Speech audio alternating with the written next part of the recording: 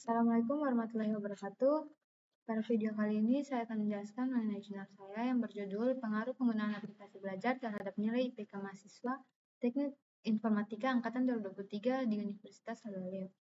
Sebelum itu, perkenalkan nama saya Wadisyantika Nurajaraturuswa dengan NIM 1123020.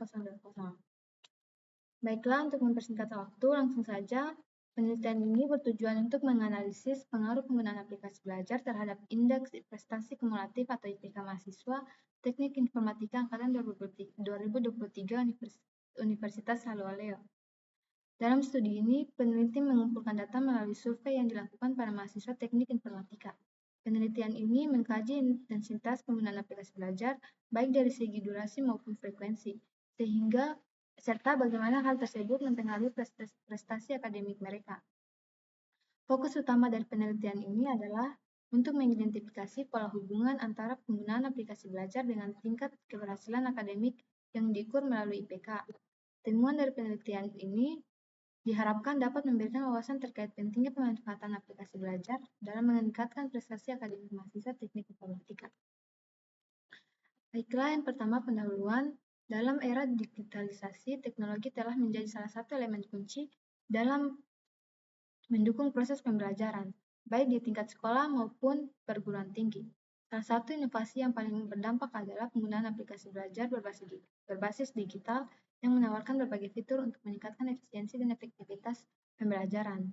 Aplikasi seperti Google Meet, Mood, dan berbagai platform e-learning lainnya telah terbukti mampu meningkatkan motivasi dan hasil belajar mahasiswa melalui penyediaan materi yang lebih mudah diakses, fleksibel, dan interaktif.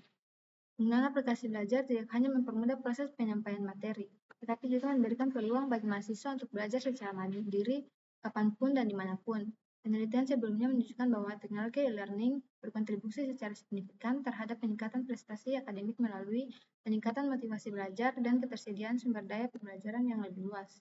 Namun, pengaruh langsung dari intensitas penggunaan aplikasi belajar terhadap capaian akademik seperti indeks prestasi kumulatif atau IPK masih menjadi topik yang relevan untuk diteliti lebih lanjut. Penelitian ini berfokus pada mahasiswa Teknik Informatika Universitas Haloleo, khususnya angkatan 2023, dengan tujuan untuk mengidentifikasi hubungan antara intensitas penggunaan aplikasi belajar dengan pencapaian nilai IPK mereka. Kajian ini diharapkan dapat memberikan gambaran mendalam mengenai aktivitas aplikasi belajar sebagai alat pendukung akademik di kalangan mahasiswa, serta memberikan rekomendasi bagi pengembangan sistem pembelajaran berbasis teknologi di perguruan tinggi. Kemudian masuk di metode penelitian. Yang pertama, jenis penelitian. Penelitian ini menggunakan pendekatan kuantitatif dengan desain survei. Sampel yang digunakan dalam penelitian ini terdiri dari 42 mahasiswa dari program studi Teknik Informatika. Kuesioner dirancang untuk mengumpulkan informasi dengan frekuensi penggunaan aplikasi belajar dan nilai IPK semester terakhir mahasiswa. Analisis data dilakukan menggunakan regresi linear sederhana. Adapun lokasi dan waktu penelitian ini dilakukan di program studi Teknik Informatika Angkatan 2023.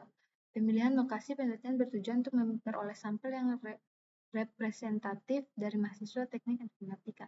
Sedangkan untuk waktu yang dibutuhkan untuk melakukan penelitian ini kurang lebih 2 hari, sehingga penulis mendapatkan data yang cukup untuk menulis penelitian ini.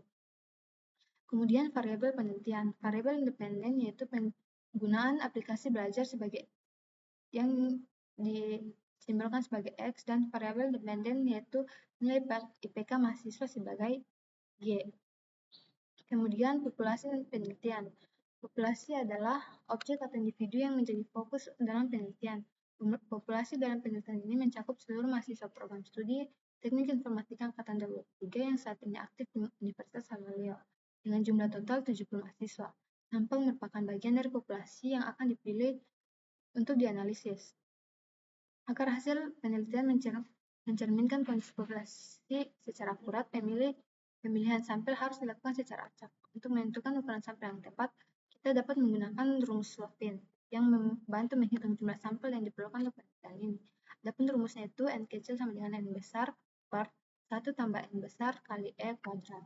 yang dimana N kecil merupakan ukuran sampel, N besar merupakan ukuran populasi, M merupakan margin of error, yang dimana saya mengambil 0,0975 atau 9,75%.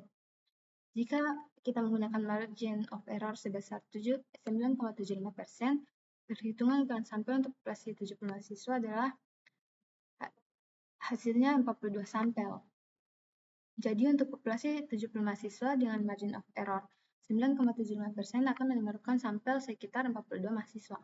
Adapun teknik pengumpulan data. Dalam penelitian ini akan digunakan teknik pengumpulan data menggunakan teknik kuesioner. Kuesioner merupakan teknik pengumpulan data yang dilakukan dengan cara memberi seperangkat pertanyaan atau pernyataan kepada kuesioner untuk dijawab. Kemudian teknik analisis. Yang pertama, analisis regresi linear sederhana. Regresi linear sederhana digunakan untuk menganalisis hubungan antara variabel independen, jumlah jam belajar, dan variabel dependen atau IPK. Model regresi linear sederhana dapat ditulis sebagai Y sama dengan A tambah B kali X. Y yang dimana Y sama dengan IPK mahasiswa atau variabel dependen, dan X sama dengan jumlah jam belajar per minggu atau variabel independen, dan A sama dengan intercept atau konstanta yang merupakan nilai Y ketika X sama dengan 0. Dan B koefisien regresi yang menunjukkan perubahan rata-rata pada Y untuk setiap peningkatan 1 unit X. Kemudian uji asumsi klasik. Yang pertama ada uji normalitas. Uji normalitas bertujuan untuk memastikan bahwa data yang digunakan dalam regresi berdistribusi normal. Salah satu cara yang umum digunakan adalah uji Kolmogorov-Smirnov atau Shapiro-Wilk untuk sampel yang lebih kecil dari 50. Jika nilai signifikansi lebih besar dari 0,05, maka data dianggap berdistribusi normal. Selain itu, dapat menggunakan histogram atau normal p-plot untuk visualisasi. Kemudian, yang kedua ada uji multikolinearitas. Uji ini digunakan untuk menguji adanya kolerasi antara variabel independen dalam model regresi. Model yang baik seharusnya tidak menunjukkan multikolinearitas. Pengujian dapat dilakukan dengan melihat nilai tolerance atau variance inflation factor atau FIF. Jika variance inflation factor kurang dari 10 atau tolerance lebih besar dari 0,10, maka tidak terjadi multikolinearitas. Kemudian jika variance inflation factor lebih besar dari 10 dan tolerance kurang dari 0,10, maka terjadi multikolinearitas. Kemudian yang ketiga ada uji heterokedasisitas. Uji ini menguji apakah terdapat ketersamaan varians dari residual antara satu pengamatan dengan pengamatan lainnya. Kemudian masuk pada hasil dan pembahasan. Yang pertama ada pemecahan masalah menggunakan perhitungan manual. Untuk menyelesaikan masalah di atas, kita menggunakan rumus regresi linear, yaitu Y sama dengan B0 tambah B1 dengan E, yang dimana B0 merupakan konstanta atau intercept, X sama dengan 0, dan B1 sama dengan koefisien regresi, sedangkan E sama dengan random error.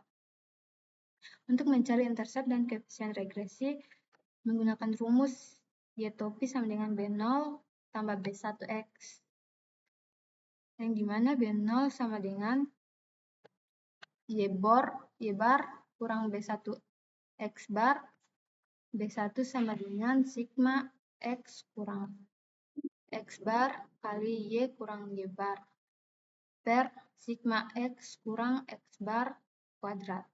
Untuk X barnya sama dengan sigma X kurang N, dan untuk Y barnya sigma Y kurang N, sehingga didapat untuk jam belajar totalnya 85 dan nilai IPK totalnya 151,52. Untuk rata-rata jam belajar 2,0238, sementara nilai IPK rata-ratanya 3,607. Dan nilai X kurang X bar totalnya 0,16 dan Y kurang Y bar totalnya 0,32, sementara hasil kali dari X kurang X bar kali Y kurang Y bar adalah min 0,9164. Untuk total dari X kurang X bar kuadrat itu 38,9768. Untuk nilai B1-nya hasilnya min 0,02351, sementara B0-nya hasilnya 3,65520. Sehingga estimasi regresinya yaitu Y-topi sama dengan B0 tambah B1X, yang dimana Y-topi sama dengan 3,65520 kurang 0,02351X, atau Y-topi sama dengan 3,655 kurang 0,023X. Kemudian untuk pemecahan masalah menggunakan MS Excel, kita mendapatkan hasil intercept-nya itu 3,645815, dan untuk X-nya itu min 0,014737. Hasil analisisnya berdasarkan hasil analisis regresi diperoleh persamaan regresi Y-topi sama dengan 3,645 kurang 0,014X, yang menunjukkan bahwa setiap penambahan satu satuan X variabel independen akan menurunkan nilai IPK mahasiswa sebesar 0,014. Intercept sebesar 3,645 mengidentifikasi bahwa jika X sama dengan 0, maka nilai IPK diperkirakan sebesar 3,645. Kemudian nilai korelasi atau multiple R sebesar 0,0526 menunjukkan bahwa hubungan yang sangat lemah antara variabel X dan Y. Koefisien determinasi R kuadrat sebesar 0,0028 atau 0,28% menunjukkan bahwa hampir seluruh variasi nilai IPK mahasiswa tidak dapat dijelaskan oleh variabel X, melainkan oleh faktor lain di luar model. Adjust R pangkat 2 yang bernilai negatif atau min 0,0228 menegaskan bahwa model regresi ini tidak memberikan kontribusi prediktif yang berarti. Hasil analisis ANOVA memberikan F hitung sebesar 0,1082 dengan nilai signifikansi 0,7440 lebih besar dari 0,05, yang menunjukkan bahwa tidak ada pengaruh yang signifikan secara statistik antara variabel X terhadap nilai IPK mahasiswa. Selain itu, nilai p-value untuk koefisien X sebesar 0,7440 mengidentifikasi bahwa tidak ada bukti kuat yang menyimpulkan bahwa X berpengaruh secara signifikan terhadap Y. Penelitian ini menunjukkan bahwa pengaruh variabel X terhadap nilai IPK sangat kecil dan tidak signifikan secara statistik. Hasil ini menggarisbawahi perlunya pertimbangan faktor-faktor lain yang lebih relevan dalam menjelaskan variasi nilai IPK mahasiswa. Kemudian masuk di perbandingan perhitungan manual dengan MS Excel. Jika kita melakukan perbandingan untuk melihat hasil akhir dari perhitungan regresi linear, maka didapat untuk perhitungan manual itu Y-topi sama dengan 3,655 kurang 0,023X, sementara perhitungan MS Excel itu Y-topi sama dengan 3,645 kurang 0,0414X. Berdasarkan hasil perhitungan regresi linear yang dilakukan secara manual dan menggunakan MS Excel diperoleh persamaan regresi yang sedikit berbeda. Hasil perhitungan manual menghasilkan persamaan regresi Y-topi sama dengan 3,655 kurang 0,023X. Sementara perhitungan menggunakan MS Excel menghasilkan Y-topi sama dengan 3,645 kurang 0,014X.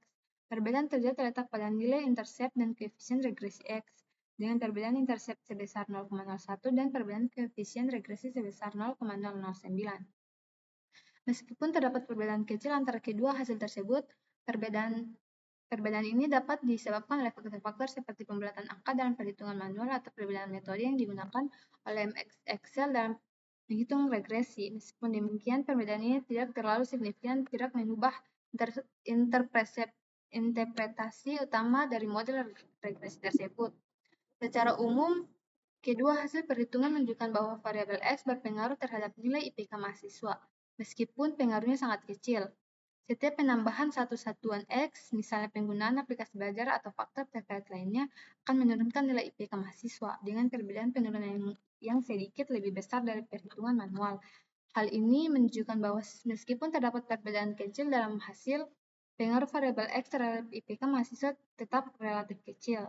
Meskipun perhitungan ini memberikan hasil yang konsisten, analisis lebih lanjut perlu dilakukan untuk mengevaluasi apakah perbedaan kecil antara hasil perhitungan manual dan MS Excel memiliki dampak yang signifikan pada model regresi secara keseluruhan, atau apakah faktor lain lebih mempengaruhi variasi nilai IPK mahasiswa.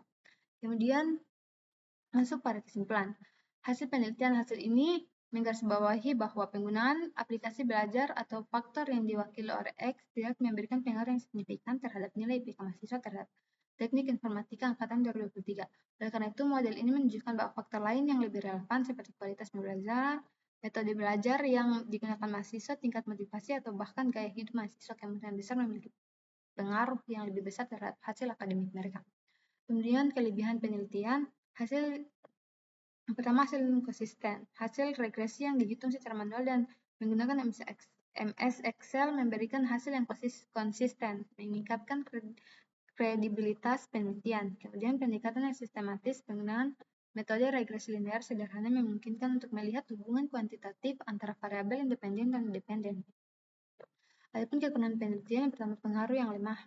Hubungan antara variabel X dan nilai IPK mahasiswa sangat lemah, terbukti dari nilai kolerasi yang rendah dan koefisien determinasi yang sangat kecil. Kemudian ada tidak signifikan secara statistik. Nilai p-value yang besar menunjukkan bahwa pengaruh variabel X terhadap nilai IPK mahasiswa tidak signifikan secara statistik. Kemudian terbatas pada variabel tertentu. Model regresi ini hanya mempertimbangkan satu variabel independen, sementara faktor-faktor lain yang lebih relevan dalam menentukan nilai IPK mahasiswa tidak dipertimbangkan.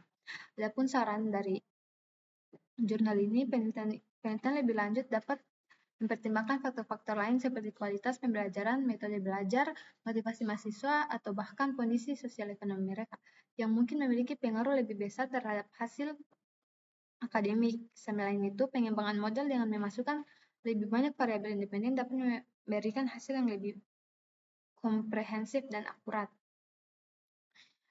Adapun yang dapat saya jelaskan, mohon maaf apabila ada salah kata. Saya tutup dengan ucapan wabillahi taufiq walhidayah. Wassalamualaikum warahmatullahi wabarakatuh.